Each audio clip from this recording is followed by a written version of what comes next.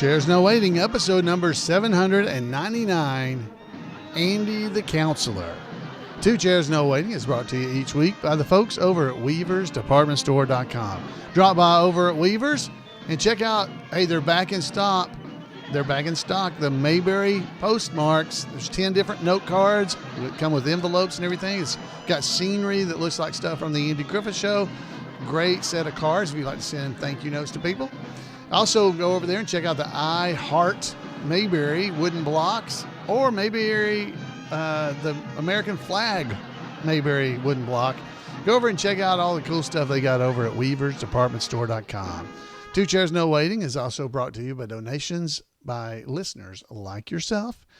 The executive producer of episode number 799 are the folks that attended the Mayberry Meet-up back in July, and the High Sheriff of Mayberry for episode 799 is Chris Merrill. So thank you, Chris, and thank you everybody that came to the Mayberry Meetup, and thank you for being here with me as well. I am Alan Newsom, the host of Two Chairs No Waiting.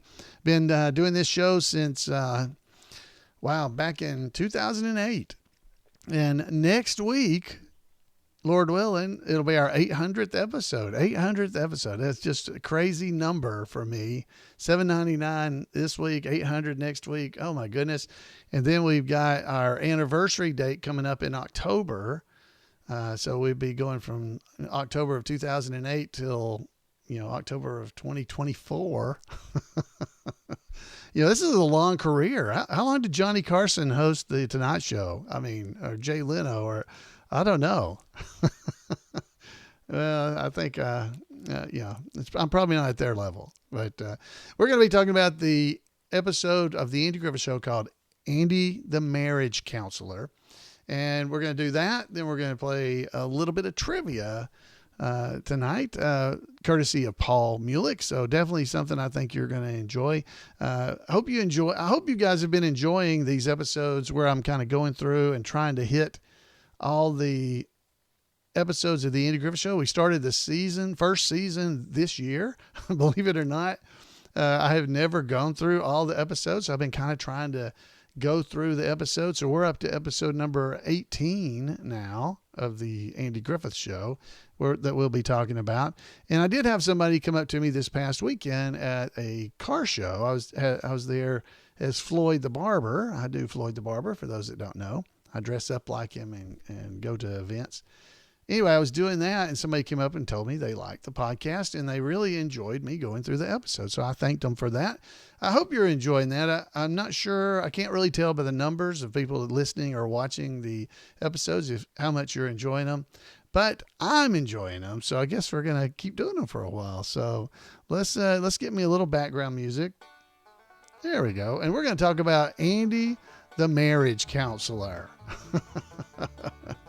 So just to give you a little quick reminder of what the episode's about, if you don't remember, a short summary is the battling Boones. That's right. The husband and wife are engaged in an ongoing battle that continues on the Andy Griffith Show. Andy decides to put an end to their bickering and put them on a probationary program of daily niceties. His brilliant idea backfires as the Boones turn nasty toward everybody except each other. Finally, Andy gives in when he realizes that a couple's way of expressing their love for each other is based on their freedom to fight with one another.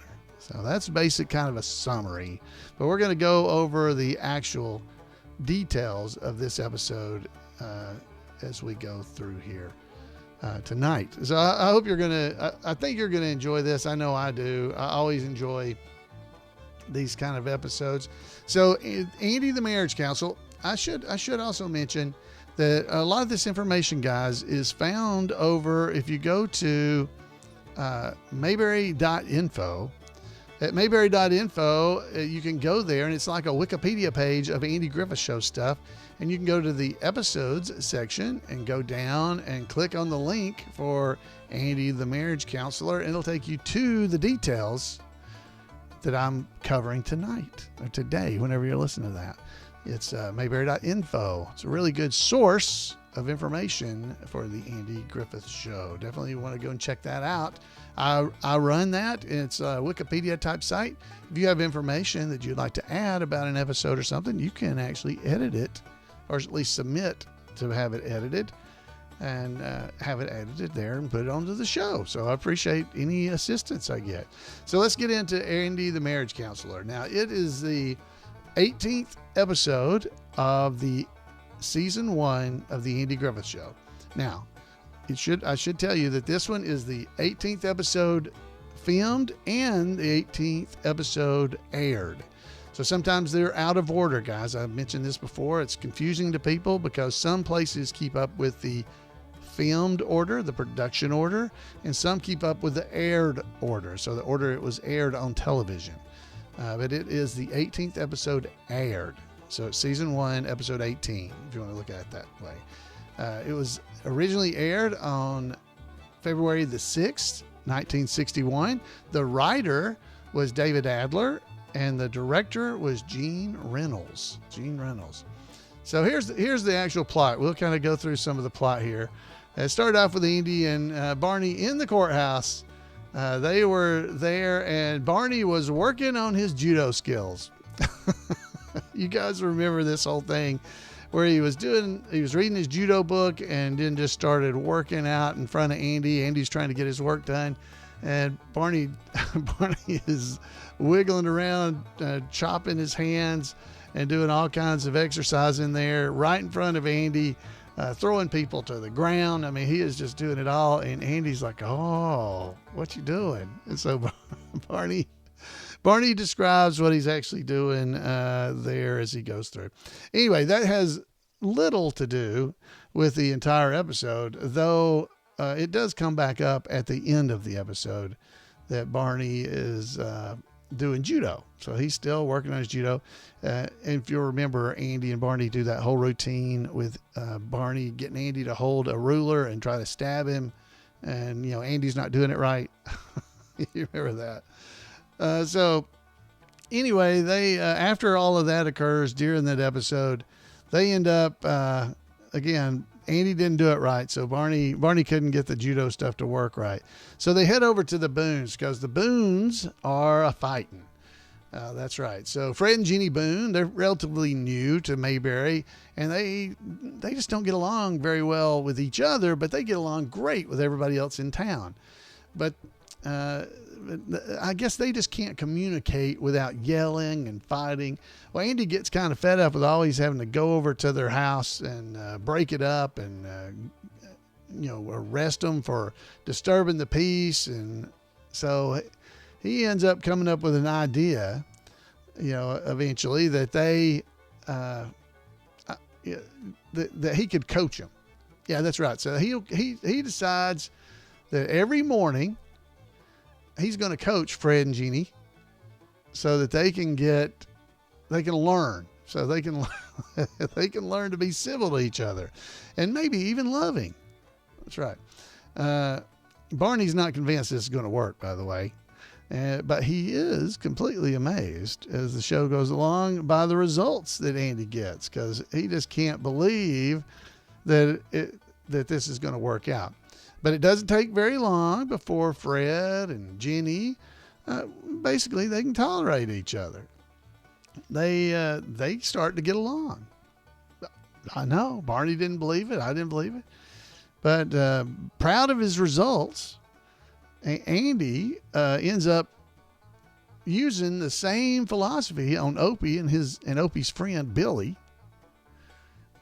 Because they're wrestling and stuff on the couch in the living room, and Andy comes out there and he offers to give them each one a nickel if they'll just quit fighting with one another and play nice.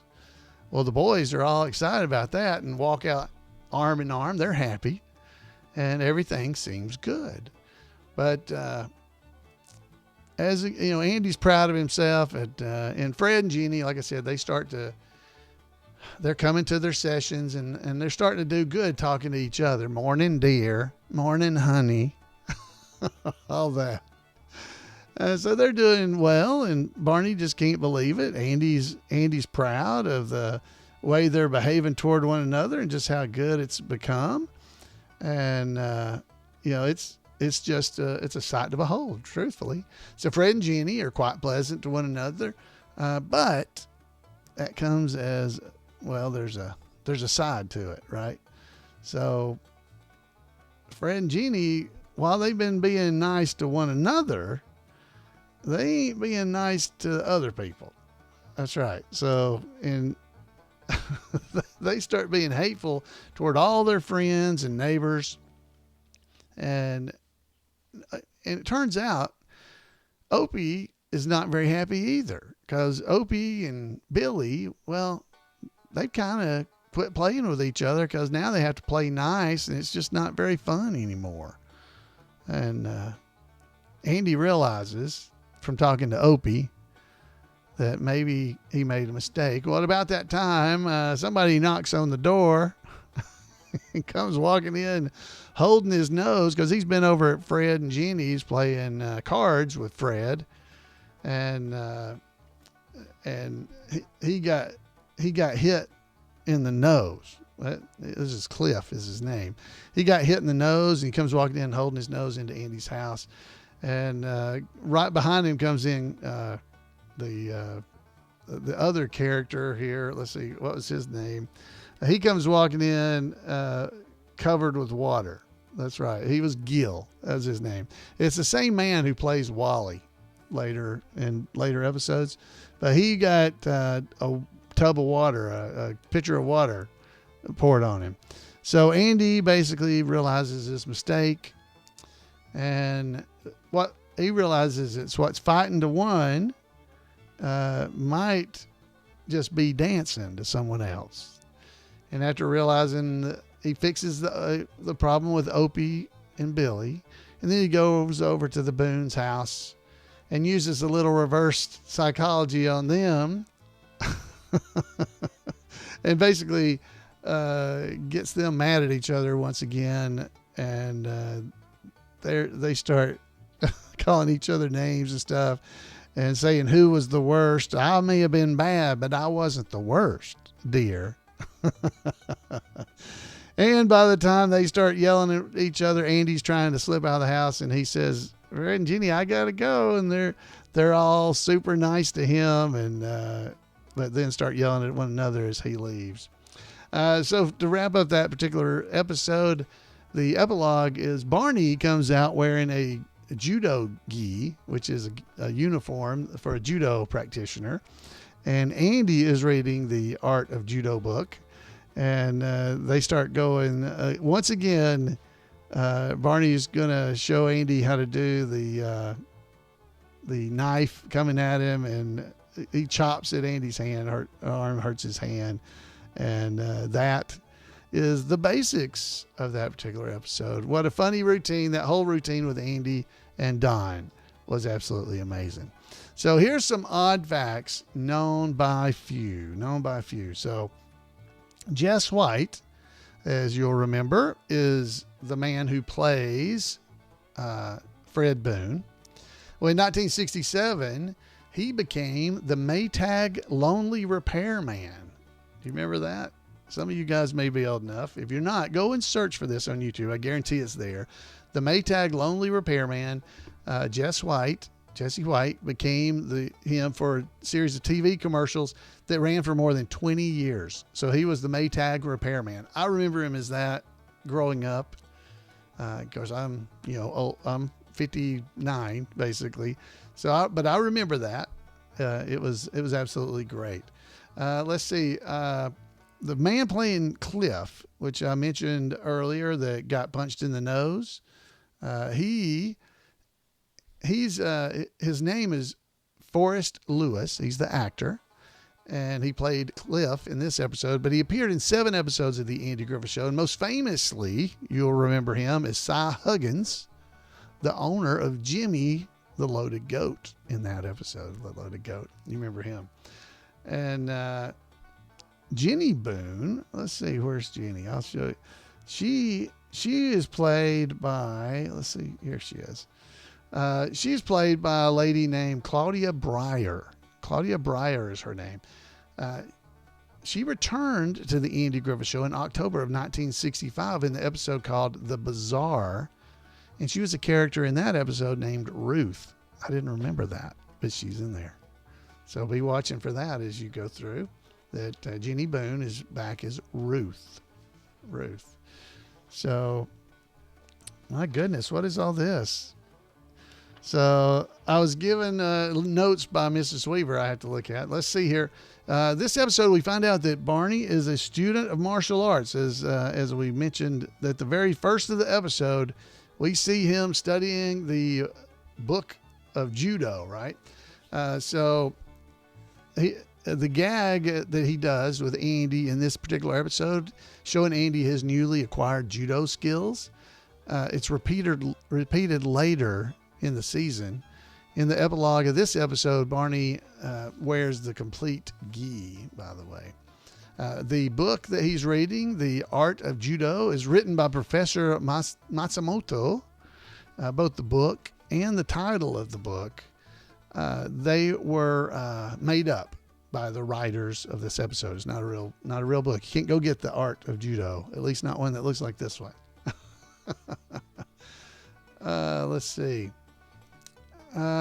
Barney, let's see, I said that. Okay. Oh, a cute little thing here you might not know about. So in this particular episode, as I mentioned, they go through the entire routine of Barney getting Andy to stab him with a ruler and throwing him on the ground and all that kind of stuff.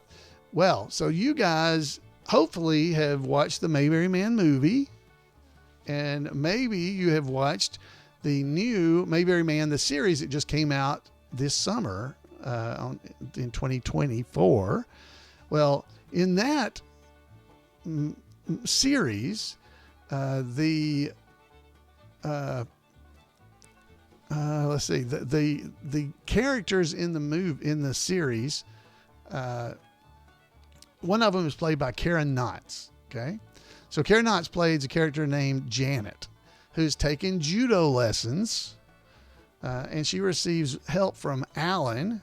That's my character. That's Floyd, but his name in the series is Alan. She gets the help of Alan and Warren. That's Rick Roberts' character that plays Barney. His real name in the series is Warren. She uses them to practice for a judo class. These sessions occur in the office of the Mayberry Township, and the office looks an awful lot like the Mayberry Courthouse itself from the Andy Griffith Show. The judo scenes are a homage to both Karen's dad and, of course, that's Don Knotts. I'm sure you know that. And, of course, the Andy Griffith Show itself. And just as a note, the writer and director of the Mayberry Man movie and series, Stark Howell, son of Hoke Howell, one of his sons, he's a black belt in judo, just so you know that. And just so also happens that I'm a black belt. Alan, Floyd, me, I'm a black belt in Taekwondo too. So in the series, you'll see Karen Knotts' character taking us down to the ground and attacking Barney, and she gets him to use a stapler. But it's very much in respect to Don and stuff. And the office definitely looks an awful lot like Andy's office. So check out the series if you hadn't checked it out. I think you would like it. I think you will. So that happens. All right. So on to more odd facts from this particular episode. The night filter. So that is something they use over camera, but it's called the night filter. They put it over the camera lens to try to fool viewers, us, into thinking it's actually nighttime. Well, this is often called a day for night shoot. They do a shoot during the day that makes it look like it's nighttime. So basically, they got a really dark filter on there, and so especially in the black and white episodes, they used to do this all the time. That's because they needed to portray a nighttime setting when they went out on dates and stuff like that. Using the night filter allowed them to get away with shooting nighttime scenes in broad daylight. when used in conjunction with turning on headlights on the car or porch light, for instance. They hoped it would pass as nighttime using black and white film. At best, all it did really was make it dark and dim and visibility a bit. In this episode, when Andy and Barney approach the front porch of the Boones house, is where you'll see it at the beginning of the episode, fairly early in the episode. The director is using that night filter, and you can tell that the porch light is on the Boones house, but it's clearly daylight. If you really look at like shadows on the ground, it's either daylight or the moon is full and it's big. And this is not an unusual thing that was done on television. It's still done at times. I've still seen this done. So definitely, check that out. That's kind of cool, I thought. All right, so we got a couple of notes. Let's go back to that same house, as a matter of fact, the Boones house. This was the first time that the exterior that would later be used for Thelma Lou's house, the Boones lived in Thelma Lou's house. That's the first time we see it. For years, the Andy Griffith Show fans of the show, we couldn't figure out exactly where that house was located on the 40 acres back lot. Well, turns out it wasn't. It wasn't located on the back lot. Along the east side of Desi Lou's studios in Hollywood ran a street called Lillian Way. And although it was in an industrial area, there were three old California bungalow style homes across the street from the side gate near the soundstage where the Andy Griffith Show is actually filmed, the interior shots. All those shots of these houses were carefully cropped to ensure that the effect of a residential neighborhood was maintained. So when you look, you're only seeing just a house or two maybe, so that you think you're there. As of July of this year, 2024, 2 of the 3 houses that were there remain. They're still there.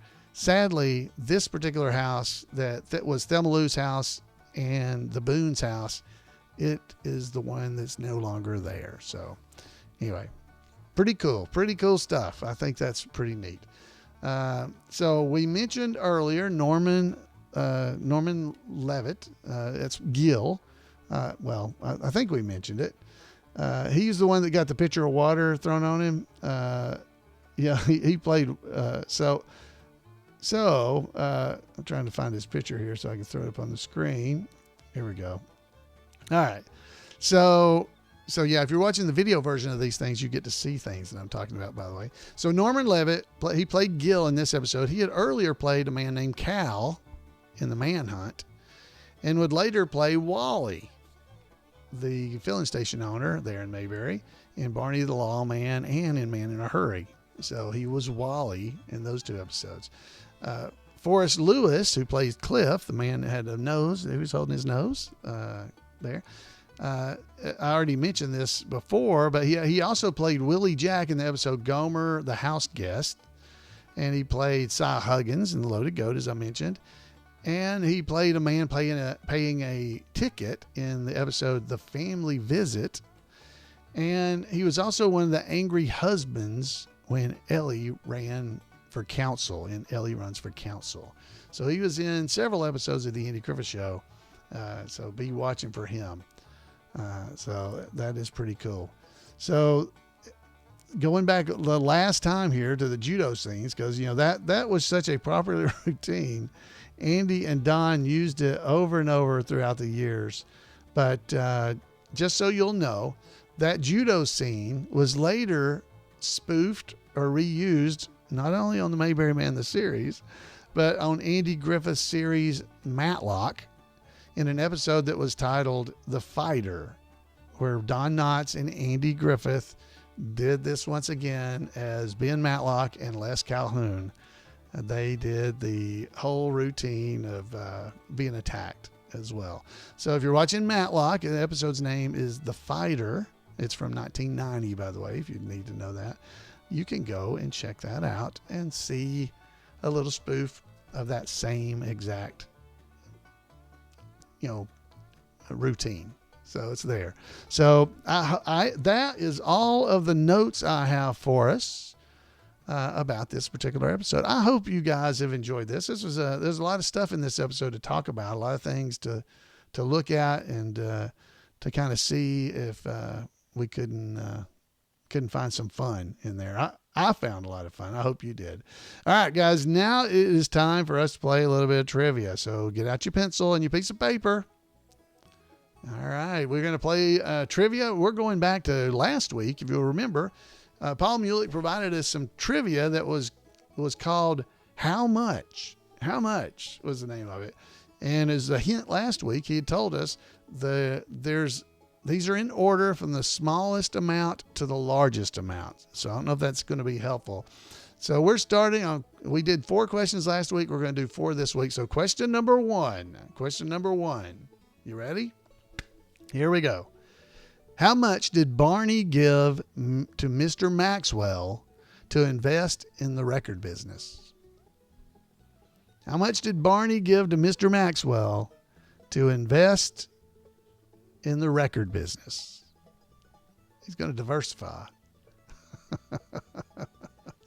Okay, so just as a hint, just to give you a hint, I think you already know this, but the episode is titled Mayberry on Record. So it's from that episode, Mayberry on Record. How much did Barney give Mr. Maxwell to invest in his record business? The answer is $40. $40.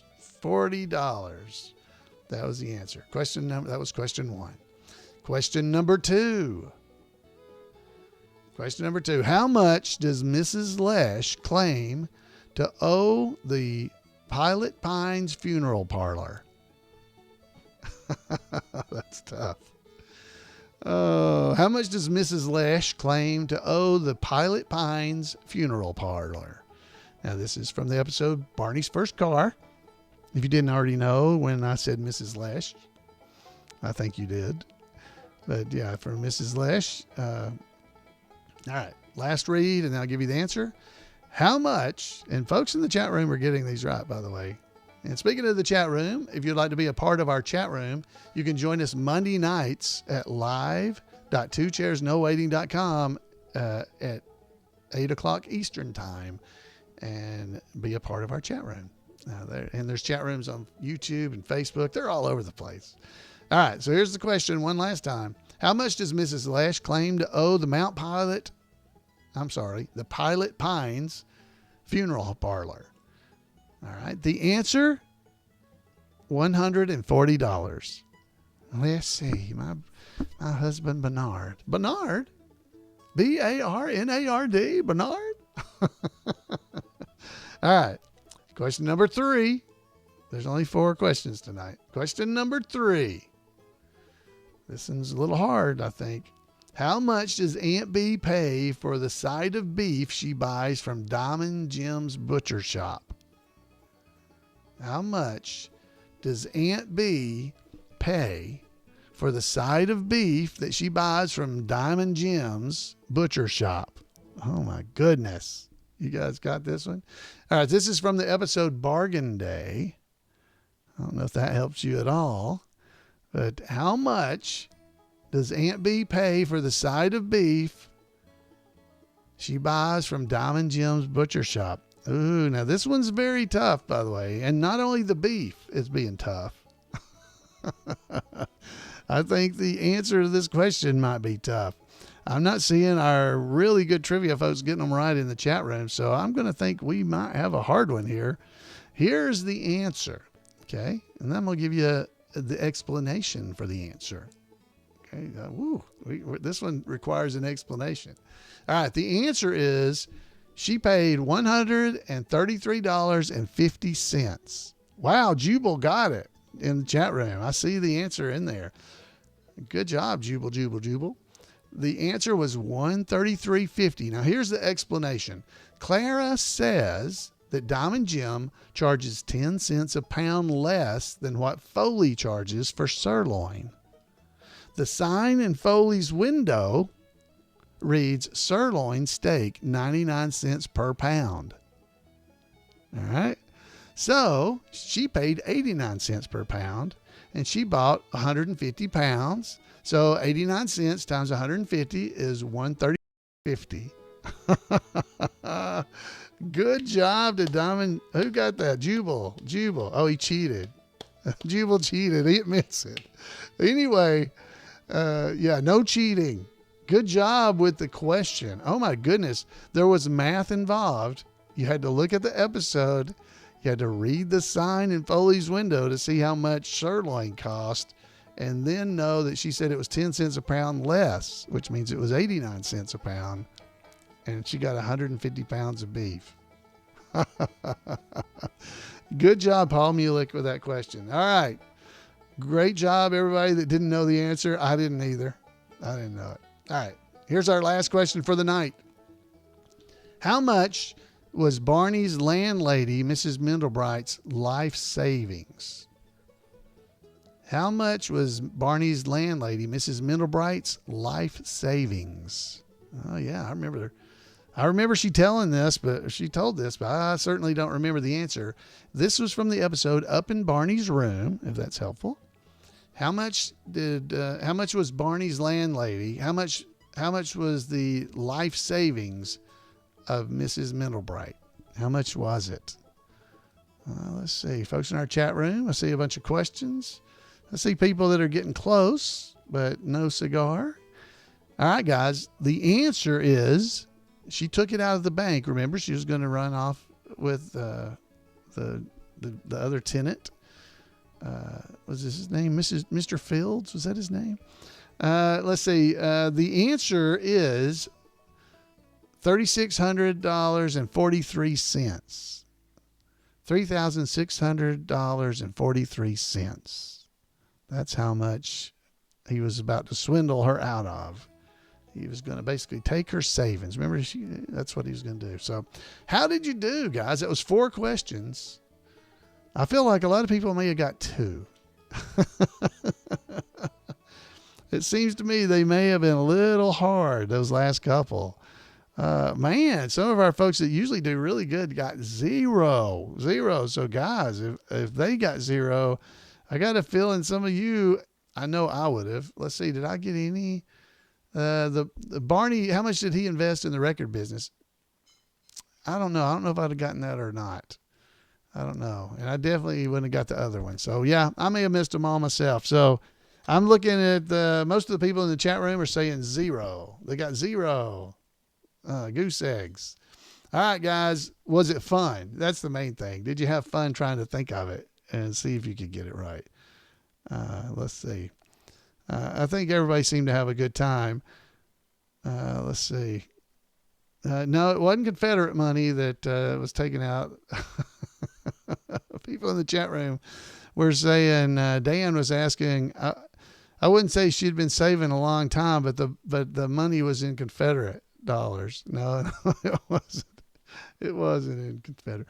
All right, guys, that is all I have for us tonight. I want to thank you so much for being here. I hope you are enjoying this. Hope you're having fun reliving some of these episodes. We already know the episodes, but just some of the odd facts and things that I'm able to run down. Hopefully those are adding a little fun to you. And don't forget, you can go over there. If you didn't pick up on everything, you can head over to the Mayberry.info website and find out about it. So somebody I had mentioned earlier in the thing about Johnny Carson, because I've been doing this podcast now for almost 800 episodes now. This one's nearly over.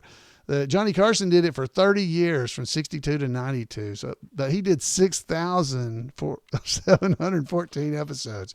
He did it every day. Yeah, he's cheated.